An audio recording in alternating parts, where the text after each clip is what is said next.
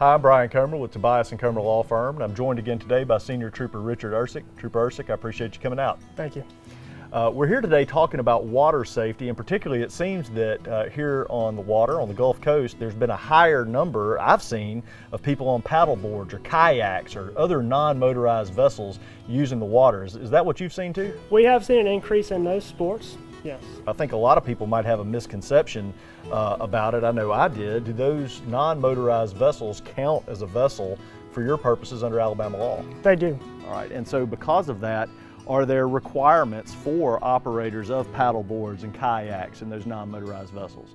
Yes, so much like on board a motorized vessel, you're required to have one PFD or life jacket per person of the appropriate size and in serviceable condition. Similarly, anybody under the age of 8 is required to wear those on board. So the same rules that would apply if I take out a motorized vessel in regards to personal flotation devices also work for those non-motorized vessels? Yes. Or are required rather. Are there dangers that are present with people, say on a paddle board, if somebody goes by them in a motorized vessel?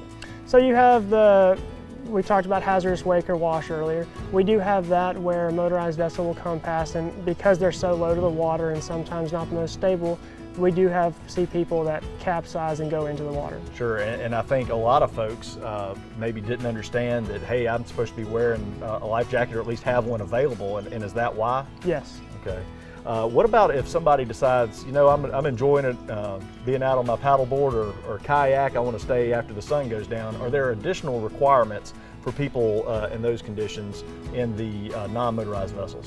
Yes, so after sunset, each paddle sport operator is required to have a flashlight or a light source to kind of warn other boaters of their presence, as well as a sound producing device, so just a simple whistle. Okay, so after the sun goes down, make sure you have a light and a whistle in addition to your life jackets. At sunset, yes. Excellent. All right, well there you go. Be mindful of other people who are on the waterways. I always want to be courteous of others and don't want to swamp somebody or run up too close to somebody on a non-motorized vessel. And then if you're in the non-motorized vessel, be mindful of boats that are coming by. Yes. All right. Well, thank you so much for coming out, Trooper Ursick. I appreciate you coming. Thank you.